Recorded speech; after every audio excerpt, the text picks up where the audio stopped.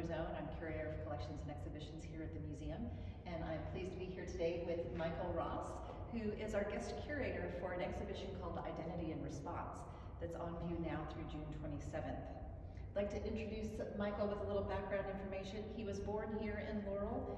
He earned a BFA degree in painting at the University of Mississippi and an MA degree in drawing at Northern Illinois University. He's been an art instructor at Jones County Junior College in Ellisville, Mississippi, and at Northern Illinois University in DeKalb, Illinois. And after many years of not living in Laurel, he's back in town, and we asked him to put together an installation of works by African-American artists from our permanent collection, and then also to add works from his own private collection, and also works that he's produced himself as an artist. So, Michael, can you tell us a little bit about your background, how you grew up in Laurel and where you went afterwards and how you came back? Thank you, Kristen. Yes, I grew up here in Laurel and in Jones County. I went to Northeast Jones High School and I studied art there for the first time to have art classes. And then I studied at Jones Junior College then, and I studied with Jerry Jones, local artist, and Byron Myrick, potter artist, and they were quite influential in my studies. And then after that, I went to Ole Miss, and I also went to Northern Illinois University. Before going to Northern Illinois University, I had a chance to teach at Jones Junior College, and with Byron Myrick, I had been his studio assistant, and so he was my employer, he was my teacher, he was my colleague when I went back to teach with him, and friends, so all of those things perhaps at once, and so from there I went on to, after Illinois, I went to San Francisco, and I lived there for quite a number of years, and I'm back now. Wonderful. In my hometown. Wonderful. So part of the exhibition includes work from your own collection. And can you tell us a little bit about how you've collected the work and why you've collected the work? Well, to be honest, much of the work is from my colleagues. Several in this show, colleagues in the San Francisco Bay Area, as well as one from Detroit and one from Atlanta. And I think it's important, what we've started to do, and what I've learned from some of my friends, and artist friends and colleagues, is that we think about ourselves as each other's collectors, as well as thinking of other people as our collectors. And we think about ourselves as being able to promote each other's work, also write about each other's work. And I've even had friends who commissioned me to do work. And it is quite an exciting thing. It allows us to think in a different way. And so it doesn't always take, you may say, gosh, I don't have a lot of money to collect work, and I don't, but often, of course, with artists, we trade work often as well as, and I do encourage people to do that, but I also encourage people to, from your colleagues, also buy work you can afford, even if you say, I have this amount of budget. Sometimes you'd be surprised. They will say, I want you to look at some things that you might like that are in that range. So I do encourage you to really purchase work as well. And then tell us about how you display it and what your thoughts are about that. Well, I think about that. I had a specific reason. I had a specific thought about, especially coming back here to Laurel and Jones County, and when I was adamant about collecting some work that I wanted my friends and colleagues' energy basically around me. And I decided that I wanted that hanging in my home. And I also wanted it to be a normal, regular thing for relatives if they come in and see. Because sometimes I don't think we always think about having original art in our homes. It is wonderful that we have museums, and certainly Laurel is very fortunate to have museums such as this, where we go and look at work. but sometimes we don't always think about that we can have work in our homes and that we see every day. And I was really, really specifically wanting to do that.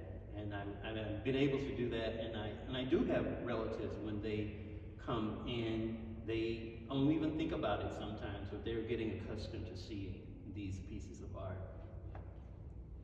So let's, while we're in this part of the gallery, talk about a work of your own and then a work from your collection, and talk about why they were chosen and actually how you produced it in the first place. Okay. Yeah, this piece is, here is called Scottsboro Reflections, number 7.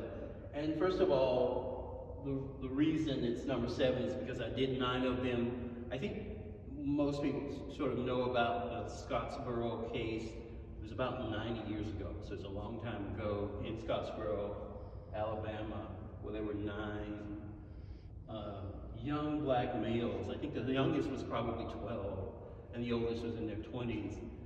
And there was a whole series of trials. They were falsely accused of crimes and all these things that happened to them.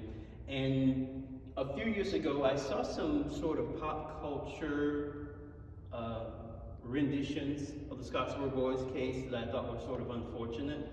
And I started to think, how would I think about, honoring them? I don't know people from their, descendants or family or anything, but I really did feel a connection because I have certain elders that I knew growing up with who were alive at that time in the 1930s, and it could have been them, and so I think about that. So this piece, I did 9 pieces, and this is one of the pieces. It's number 7, and this is acrylic paint on paper and also color pencils that's drawn back into it. And I use this house, again, the house theme and the house image, and it really, especially in this piece, for me, it carries a lot of the emotion, a lot of the ambivalent emotion about this whole issue. And that is what I just, the color, the shapes, the recessed windows. Windows are important to me because they have a lot of, they sort of camouflage a lot of things, and you can imagine what's going on as far as emotion. And so these houses for me are like people, and this is what I came up with when thinking about the Scottsboro case. They certainly do have energy. There are several works by you in this exhibition that are about houses, and I love how you've anthropomorphized them into looking like humans with their legs and the eyes of the soul being the windows, and how alive they are on the page. It's really, really wonderful and energetic, and a fitting tribute to those young men who met such a terrible fate. Yes, I did. Thank you, Kristen. Yeah, and it just was a lot for me to think about, and I think it was much of the thinking of my relatives who were in Mississippi, just next door, and that age at that time. Yeah, that was a lot about it. So that is one of the works that you have produced. Let's talk about one of the works that you've collected. This piece is called Water and Fire, and it's by Letitia Waller, who is a colleague of mine. She lives in Atlanta. She's an Atlanta artist. She and I were students together in graduate school in Illinois, and she and I actually moved to San Francisco within a month of each other, and she stayed there for many years. Now she is in Atlanta. And so one of the things I like about this piece, it's sort of, in several ways, I think in terms of a mural. It almost reminds me of a mural painted on a concrete wall, because she treats the surface with this, I believe it's sand, but it has this wonderful texture. You can see it. And she has painted in there. And so for this piece, it's a size, it's about 3 by 3 feet, but that is substantial for like a small apartment like I had, and also in my home now. So it does have that effect of this monumental kind of mural. And also that she uses these mask-like effect when she's putting into the figures. She has quite a collection of traditional African masks as well, and you can sort of think about that when you see some of her work, that she's able to bring this out in the figures that she paints. this is a piece that I've had for quite a few years, and that she did when she lived in San Francisco, and that was it's quite a joy, I think, but it's also serious, and so you see a lot of things in it. So the title is Water and Fire, and there's a real yin and yang going on here, especially because the fire is with that orange and the water's with the blue, with those contrasting colors on opposite sides of the color wheel just makes this pop. Yes. I think this is a great example of a work that's better to see in person, so you must come to the exhibition and see it because of the texture that you talked about on the surface.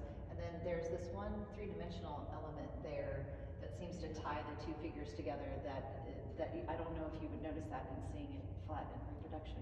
I think not. It's like a stone. It's almost like a stone that is there, and it brings that. Yes, it brings it out. It's very much a piece that, as you say, Kristen, is to be viewed in person. It absolutely is. So let's talk a little bit about the fact that as the curator of the show, you not only got to choose the works that were going to be on display, but also helped us decide where they were going to be hung and how they were going to be hung, so that they can kind of have a dialogue or an identity and response to each other. We're going to look at these two works. This one is by Curly Raven Holton called Shadows That Are Hidden. This is in our permanent collection. We have an ongoing series of exhibitions of work with contemporary artists. They often somehow relate to one of our permanent collection areas. And so we have an amazing collection of Japanese ukiyo-e wood block prints. And so a couple years ago, we did a show of contemporary artists who were using that medium.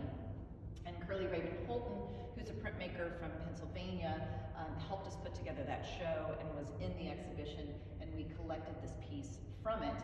We particularly wanted this one because it shows how artists are using woodcuts in new ways now. This one is actually a photograph woodcut and serigraph combination all on paper, and it talks about the family connections between these two sisters and their mother, who had relationships in the past, some of which were not good for her, and one of those resulted in the first daughter, and then the mother kind of led a more stable life and had the second daughter, and so those daughters' experiences growing up in the household were very different.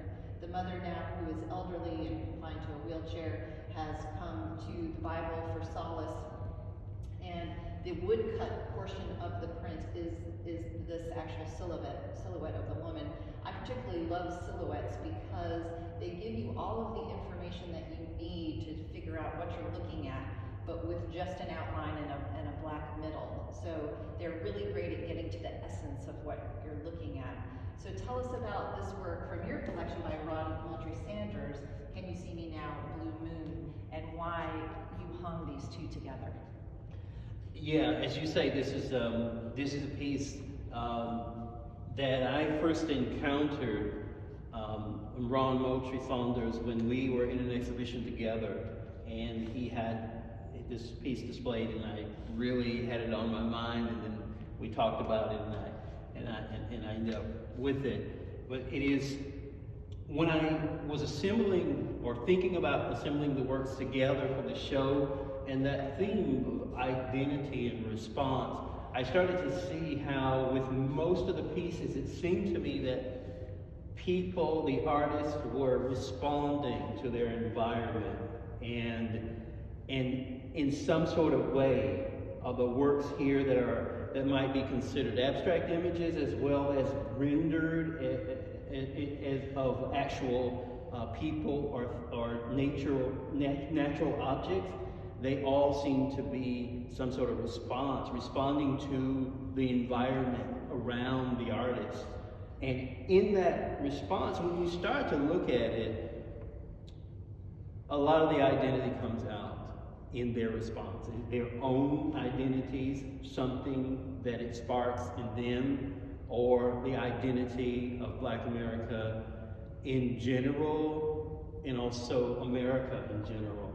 And so with these two pieces, I was really intrigued, like as Kristen said, about the silhouette in the Curly Raven Holton piece, and then Ron has a silhouette in this piece. It's this wonderful sort of I think, kind of indigo color. You can see it, and has the silhouette. And it is again the use of several materials together. He uses, I believe, Ron, you know, he works in a dark room, the traditional dark room, but he doesn't use film. And this would have been a person who went in the dark room with him and put their face sort of down on the photographic paper, and the light is exposed around it, and then you have the silhouette, and then he will take, he says that he's done a series of natural objects, and you see these wonderful leaves. It looks like, I think, maple leaves, but they are also put into the enlarger in the dark room. And then he superimposes them with some other methods that I don't know about as well, and then adds color and so forth. But these two, I thought about when Kristen speaks about the imagery in the Holton piece, and the sisters who have been sort of separated from each other, and there's a lot of sort of mystery and sort of secrets and sort of shrouding around the subject of what is going on. And this piece of Ron's is called Can You See Me Now, Blue Moon? And I asked him about it, and he talked about several things, and some of the things that he said was that he thought about long ago, the enslaved people who sometimes would be running away to freedom, escaping, and sometimes he said in his reading he is thinking that they did not want to have the moon out so that they would be less visible. But then he thinks about how it looks in moonlight. So there's a whole lot of things about shrouding and about the connections of people or disconnecting of people, and for various reasons, and pain and possible pain that is involved in that. So I just thought visually they work really well together, and conceptually, in my mind, I think that they have a lot to say to each other, those two pieces. Thank you, Michael. So speaking of escaping at night, let's go look at a print by an iconic African-American artist, Jacob Lawrence, who was a member of the Harlem Renaissance and became a world-renowned storyteller, teacher, and artist. And this one is called Forward Together. So let's talk about that idea of escape. Michael, can you tell us about this piece? Well, it certainly resonates with me as it's talking about escape. But one of the things, first of all, it resonates with me is, and often with Jacob Lawrence's work, is the color, the way he's using the color and the way he's using the figures. I'm particularly drawn in this piece, first of all, to the way that he uses the hands and how the hands become this monumental part of the body, and how important they are, as you see, especially the figure that's Harriet Tubman, the hands here, and you can see that mimicked in the hands of the other figures here. And that has always signaled to me with Jacob Lawrence's depictions of bodies. I think it's always signaled to me that there's large blocks of color, and there's a lot of emotion in my view in these figures, and certainly a lot of his other pieces, where you can see the figures bending over, and you can see them lifting things, and you can see them in a lot of his series, how the directions of the bodies are very, very important. And so that's that's an exciting thing about this piece. Of course, it is talking about the Underground Railroad and Harriet Tubman. So that's certainly like what we were just speaking of. And you find that a lot of the pieces in this exhibition are referring back to history and looking forward as well. And you sort of see the same sorts of things going on. This is a great example of how Jacob Lawrence uses broad areas of flat color with not a lot of detail except for where he needs it, right? So there's a lot of people in this, there are a lot of trees and background information, landscape materials, animals going on, and it could be overwhelming and busy, but because there's large flat color areas here, such as Harriet Tubman's red cape, everybody's clothing, there's a sense of pattern, but it's also not overwhelming so that you can see what is going on, and you can see kind of the urgency and the frenetic pace as people are moving north towards the North Star that Harriet is pointing to as she's, as you said, with her hands drawing them closer to where she's going. So we've got another print in the collection that has this kind of horizontal movement aspect to it by John Biggers, who was a muralist and painter and artist. And he was one of the first artists to go to Africa and actually use African motifs and subject matter in his work. So this one's called Jubilee. Well, everybody who knows me knows that I can go on and on about Biggers. I don't know that it's so much that I know so much about his life, but I'm always so affected by his work and his piece that I feel like that with John Biggers being master draftsman and painter, and he was born around, I believe, 1924, and I think he died probably in 2001.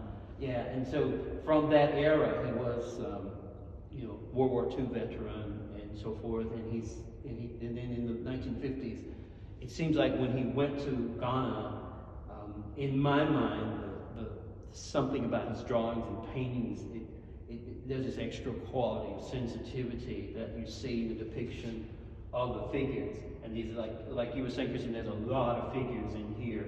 But then that movement and I get really caught up in all the faces.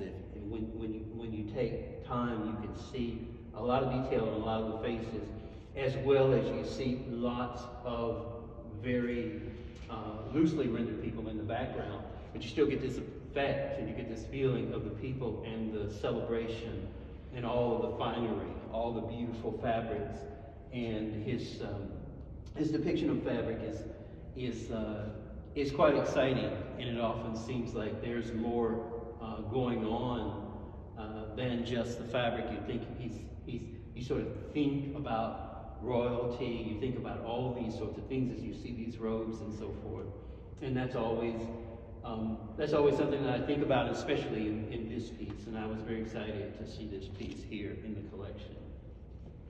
I'm just noticing, standing in front of it, that also the grass over which they're walking is tapestry-like, with flowers put over the blades of the grass.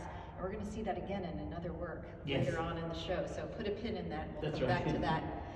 Yeah. Behind me is another fabulous piece from our permanent collection by Kevin Cole, who is an artist in Atlanta. And so in order to collect works at the museum, we have a collections committee made up of board members and at-large members, and they hear about all of the works that we might want to have in the collection. We've done the research, we bring it to them, and then they make the final decision on whether or not something's going to enter the collection.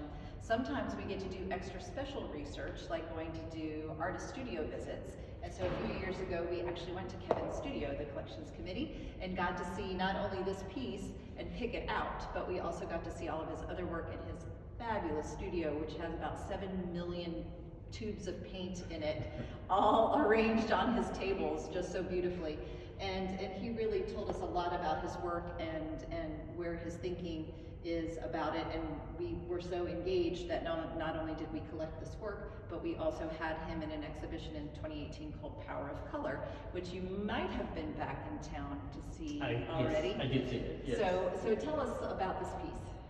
Well, the way I respond to it is first of all, there are a lot of things going on in it, and I would have to say, first of all, the effect of the engraving into the surface of the aluminum, which is in essence drawing. It has a feeling of drawing, the marking, and so forth. I think about all those things when I'm often wanting to see this kind of drawing, this kind of marking. combined with painting, combined with sculpture. And Kevin Cole has done it all in this piece and more. And the concept of it, as I learned in this piece about ladders, about Jacob's ladder, right? And the climbing to success, so forth, things such as that nature, and the necktie shapes. I think that what happens is this is also something that I respond to because of its verticality, and I think and what I've seen of Kevin Cole's pieces that have vertical shapes, I always see I seem to be drawn to verticality lots of times because you can't really get away from it. Confronts you, and sometimes it's not confronting you in a bad way, it's confronting you, sometimes different from horizontals, where you get a chance to for your eye and your body to sort of move back and forth. When you're standing, but actually when I am doing pieces that are vertical, it's really it's a particular type of experience because it mimics the shape of the body, it mimics the torso, and especially when there are almost the size of a human, it is a particular experience. You're drawn into it. And that is something else that I am drawn to about this particular piece. And so when we were talking about how he is drawing into the aluminum, which is a metal, let's go look at a piece where the artist drew with metal. Okay. So during our anniversary year a few years ago, we had an exhibition of works of metal point or silver point. So basically, this is the technique where instead of having a pencil that's filled with graphite or lead, it has a piece of metal in it. And because metal is soft, it will come off on the paper just like graphite or lead will. Sometimes you have to prepare the paper so that it'll have enough tooth to grab the metal. But for instance, if you have a piece of sterling silverware, flatware, you could rub that on the wall and part of the silver will come off and stay on the wall, and that's basically what this technique is. So we had a few artists who were working in metal point or silver point, and this was a piece that we collected from that show by A.J. Smith. He was born in Jonestown, Mississippi, and currently lives in Little Rock, Arkansas. And he teaches drawing and printmaking at the University of Arkansas at Little Rock. And he's been doing a series called Faces of the Delta. Tell us what struck you about this work. Well, a number of things with this piece of A.J. Smith. First of all, it's the skill. I'm always drawn to that, his drawing skill and depicting people, and he's capturing the faces so naturalistically. But as I realize what he does is that he goes out to people and takes photographs and does interviews and does sketches, and I'm always fascinated by that and talking with some friends about how the artist and the community could have more engagement. And people do it in various ways. They do certain things or combinations of things, of teaching and engaging community projects and so forth, and also making art objects that can be worn or can be used as a utilitarian object.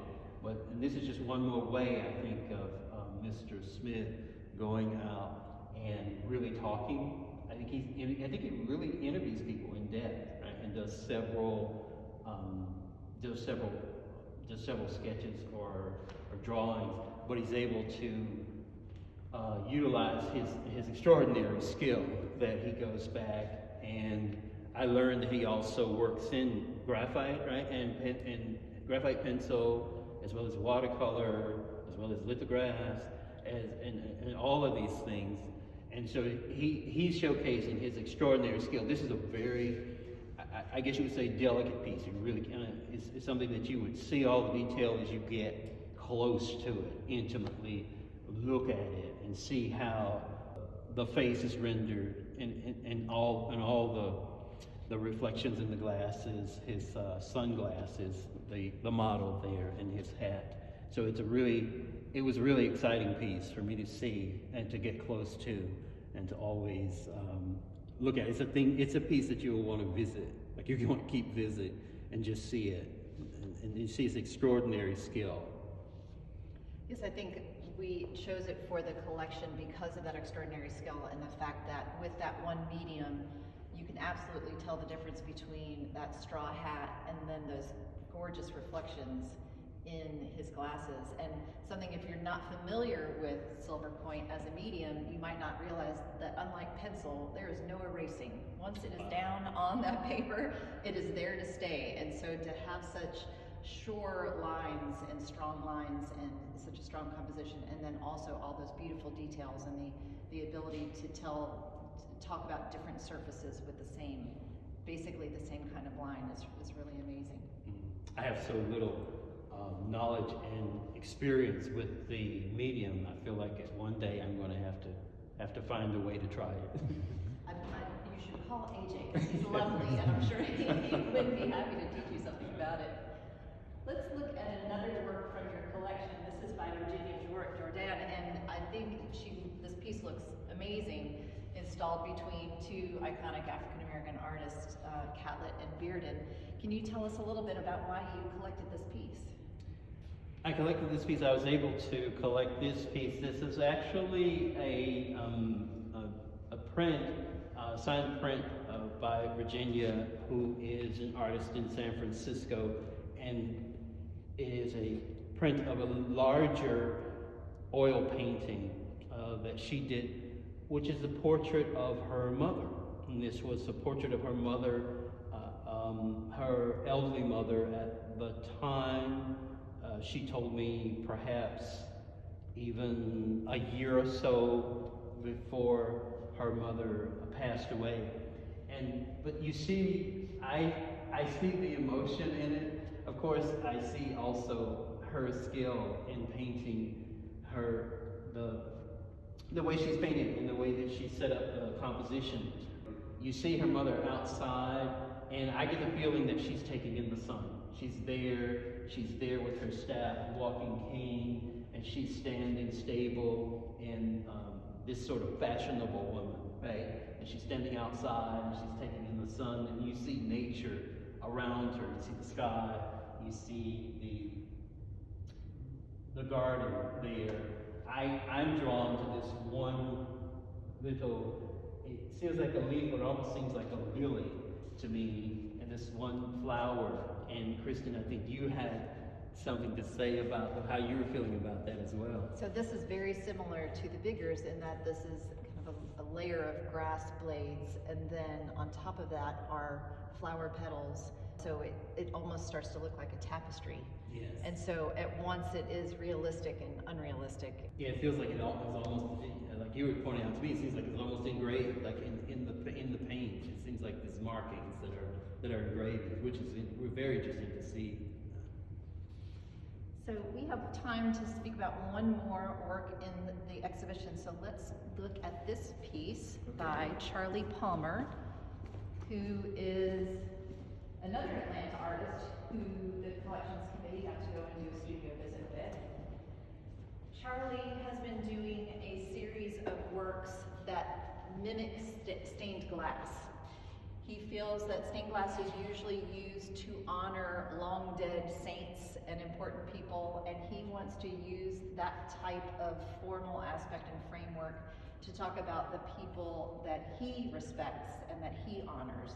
And so one such person is Leadbelly, who is a tribute to Huddy William Ledbetter, who was an African-American musician from the beginning of the last century, American folk and blues. This series of work portrays the essence of how institutions, government, and churches have misled the people, and he wants to kind of tell the truth about who is important and what is important in life. So getting back to that idea of identity and response, would you tell us about how this work fits into the exhibition?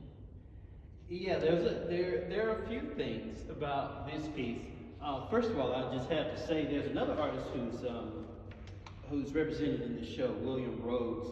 And William, when I was visiting William a few years ago, he was living in Atlanta, he took me to Charlie Palmer's studio, and it was very hard for me not to just sort of fan out, become like a little fan of his. You know, I was looking at all the works around his studios and all the various ways that he treats like again, drawing and painting and all of the subject matter that he's able to do, and how when he talked to us, it seems like he has a real love for the craft, both all the mediums that he uses, plus, you know, his obvious ability to render in those mediums.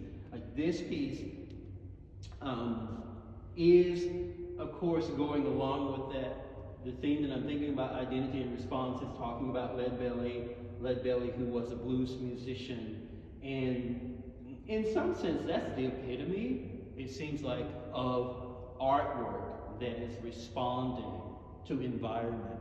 The old guys who were singing blues, who were producing blues records and writing songs, the women and men from certainly Leadbelly's time, which was, what, the 50s, I think, probably when he lived, when he was producing. He died in 1949. Okay, yeah. And so during that time, all of this response is very, very complex response to the environment. We have blues music that's very layered with meanings and so forth, and the music. And so I think it's very, very interesting the way Charlie Palmer, the artist, depicted all these like you were saying, the stained glass effect and the layers. And I think it has layers of meaning as well as, which is a theme running, it feels like to me, throughout the pieces in this show. When you talk about response, sometimes they're responding to the materials, it feels like, that the artists are working with. But almost in all the pieces, then when you go and look and when you read about some of the ones that's available to read about, or if you talk to some of the artists who have produced some of the work, it doesn't take long to get to the fact that they're bringing their identity into this response. They're responding to the environment, responding in color, in shape, and responding with stories. And also, it's very interesting that many of the artists from my own collection, we, myself included, we all have spent a lot of time looking at some of the artwork in this collection, some of the artists who produced the work that you all have collected. And we definitely, as far as Virginia Jordan, I think when I showed her examples that her work was hanging between the Elizabeth Catlin and the Romare Bearden, well, she was happy. Her response, yeah. And she was happy that, as you say, not only that it's just hanging there the way that it's placed, but they really work together. They all seem to be very much meant to be together, conversing together. And that's really exciting to see. Michael, I want to thank you so much for not only curating such an amazing exhibition, but for speaking with me today. Thank you so much. Thank you, and I have to say, it's really been a pleasure working with you all. I thank you for working with me, guiding me in working with this, and thanking the museum director, George Bassey, as well as your super staff, Tommy, Hillary, and Todd, and Jean. I think it's been quite an experience. I've been happy to work with y'all. I really hope a lot of people will get a chance to experience this show. Thank you. Thank you. So the exhibition will be up through June 27th. We hope you can come and see it and check out future programs. Thank you so much.